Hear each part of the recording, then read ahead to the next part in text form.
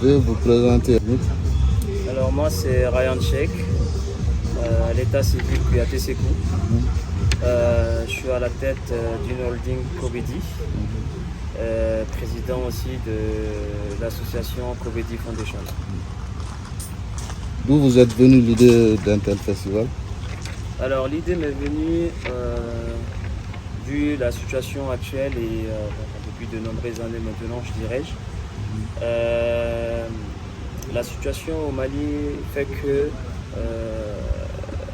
j'avais besoin de contribuer au développement du pays. J'avais besoin de faire quelque chose pour redorer l'image du Mali. Et j'avais besoin de voir que des retours positifs sur le Mali. Et j'avais besoin aussi si jamais, c'est peut-être banal, mais si jamais je tape sur Google, et quand je tape le Mali, que je ne vois pas que la guerre, que je ne vois pas que le côté négatif, j'avais envie de montrer cet aspect positif, notre richesse en culture et bien d'autres choses, bien évidemment. Donc c'est à travers ça que j'ai réfléchi et donc il fallait avoir à faire quelque chose. Et pour ça, du coup, j'ai créé un festival assez complet, un festival socio-culturel. Donc c'est là, au-delà de l'aspect festif, de l'aspect folklorique, ça regroupe plusieurs domaines ou plusieurs secteurs, on dirait, ou plusieurs pôles, ou plusieurs, voilà, dans ce festival. D'accord. Raison du choix du nom, Festi Mali, pour votre festival? Ça a été très simple. Hein. J'avais envie de créer un festival et j'avais envie de mettre le Mali à l'honneur. Donc ça a été Festi Mali. Comme je vous l'ai dit dans la précédente réponse, ce festival, je l'ai créé pour redorer l'image du Mali. D'accord. Et pourquoi la France? Parce que je pense qu'ici, déjà au Mali, il y a pas mal de festivals qui se déroulent à Bamako, au Mali présent, pas qu'à Bamako. Et le but étant ne pas piétiner ou étant ne pas être en concurrence, parce qu'on doit être une jeunesse plutôt unie, une jeunesse d'où on a les mêmes ambitions.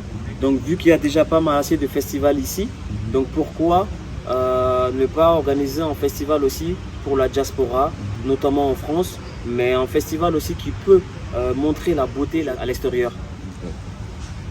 Quel est l'objectif visé? On va dire, pour ce festival, c'est de vraiment réunir les Maliens, parce qu'à savoir que aujourd'hui, quand on parle du Mali, en général, et pour en revenir en arrière, on ne voit que le côté négatif en général, c'est que quand on parle des Maliens à l'étranger, de la diaspora, surtout en France précisément, c'est souvent on voit les Maliens comme des gens qui ont que des problèmes de papier, des gens qui ils ont des problèmes de logement, alors que les Maliens c'est des bosseurs.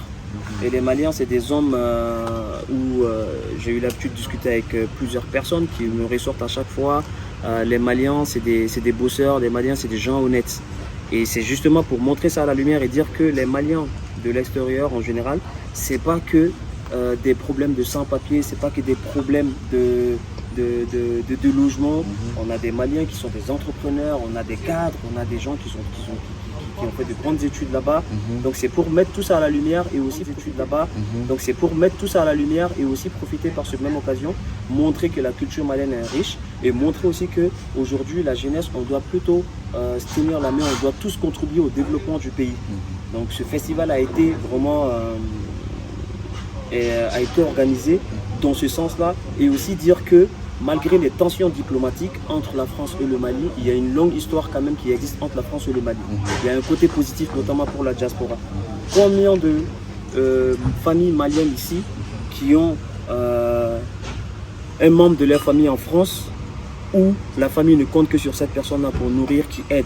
Donc il faudra qu'on ait cet état aussi d'esprit, comme je le précise, ce mouvement où ce festival est un festival apolitique. Donc nous, on ne rentre pas dans le cadre politique, on se consacre vraiment que dans le côté positif entre la France et le Mali, et non entre les deux gouvernements. D'accord.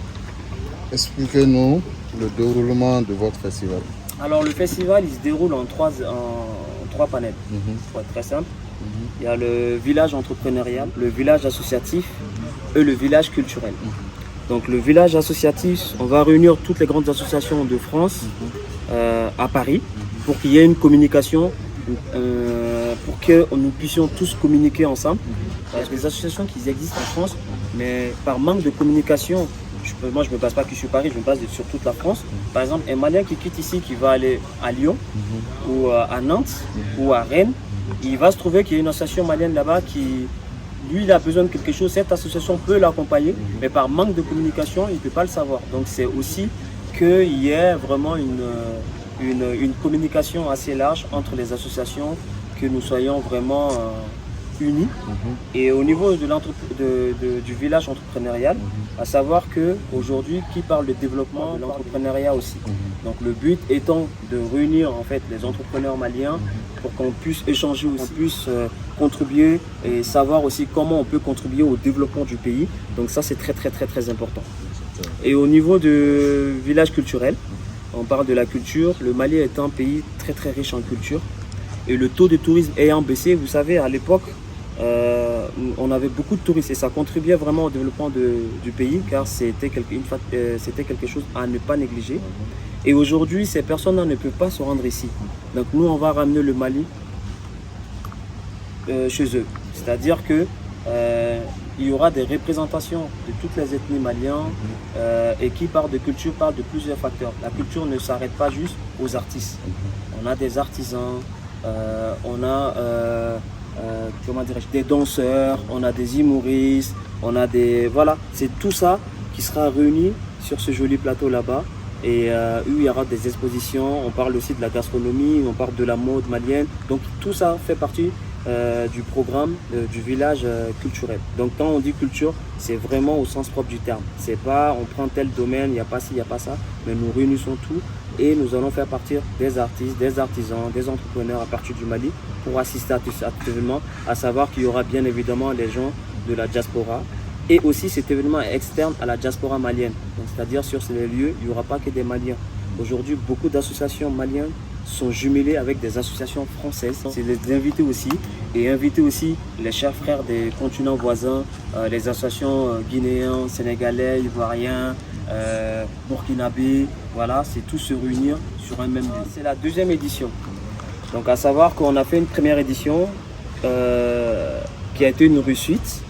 Et d'ailleurs, je profite pour remercier nos partenaires, notamment la marraine de la première édition, Djeneba Keita, qui a honoré toute sa parole. Aussi la banque BDM qui nous a soutenus, Prestige Consulting, SGKS, CMP Event. Il y en a plusieurs, je pense que je vais en oublier quelques-uns, mais je m'en excuse d'avance. Il y avait ORTM, bref, il y avait aussi Doc Sahel Studio. Il y avait pas mal de structures qui nous ont soutenus, pas financièrement, d'autres oui, mais quand même on a eu la confiance de ces personnes-là qui nous ont accompagnés lors de la première édition. Et aussi, je profite pour dire que certainement dans chaque première édition, il y a eu des hauts et des bas. Lors de la première édition, nous avons vraiment eu des restrictions sanitaires. Donc on était limité même au niveau de la jauge. Donc on ne pouvait pas dépasser un certain nombre de personnes. Donc on n'a pas assez communiqué et c'était voulu. Parce que après, au-delà des restrictions qui nous ont été données, on ne pouvait pas les dépasser. À savoir que l'événement a failli être annulé 2 fois. Mais par vraiment notre persévérance et par l'aide aussi justement de la marraine Djeneba Keita qui s'est donnée à fond au niveau des autorités françaises. Avant d'abord de parler de mot de fin, je tiens vraiment à remercier encore les personnes qui nous soutiennent. Et pour parler de ce festival aussi, il faut savoir qu'il y a une équipe derrière. Donc je suis peut-être le promoteur, mais ce n'est pas grâce à moi que la réussite de cet événement, ni la première édition ni la deuxième édition va se faire. Donc on est une équipe, je remercie d'abord mon équipe et je remercie aussi Batou Lignan avec qui on a discuté du projet et qui a cru vraiment au projet et qui s'est dit que tout ce qui concerne vraiment le développement du Mali, tout ce qui concerne l'avancée du Mali, en tout cas elle est là, elle est engagée pour ça et ça se voit à travers ses nombreuses œuvres qu'elle fait pour la jeunesse. Et notre demande n'était pas que financière envers elle, parce que je pense que des dames comme ça aujourd'hui, nous devrions aussi être reconnaissants pour des gens qui font des trucs pour le Mali. Notamment cette année, nous avons décidé de la prendre comme dame d'honneur faire un portrait sur elle, sur le Festi Mali. Et je pense que c'est très utile que nous montrons en fait, que nous mettons à la lumière les gens qui œuvrent pour le Mali avec une forme de sincérité, avec une forme j'ai pas les mots parce que j'ai discuté avec elle et sincèrement je m'attendais pas. Quand elle parle du Mali, il y a tellement d'émotions, il y a tellement d'amour et étant un peu la même personnalité, voulant vraiment le développement de mon pays en tant qu'un enfant du pays et voulant vraiment l'avancée du pays, je pense que nos idées se rejoignent. Donc le choix a été très très facile en fait que le mouvement Biko soit vraiment un partenaire clé de ce festival. Donc le mot de fin, c'est que soyons unis, n'acceptons pas les petits conflits ethniques ou autres, donnons-nous la main et travaillons parce que sans le travail, rien ne se fait facilement. Et dans ce travail-là, il ne faut pas qu'il y ait juste de la motivation, mais plutôt la discipline. Parce que la motivation ne fait pas tout, c'est plutôt la discipline qui va faire la différence. Donc ayons cet état d'esprit positif, cet état d'esprit uni, cet état d'esprit où on doit penser d'abord au Mali. Soyons des réels patriotes. Il ne faut pas que ça soit que des paroles. Battons-nous pour l'avenir du Mali. Comme le dit le thème du Festi Mali cette année, un Mali émergent. Merci à tous. Merci.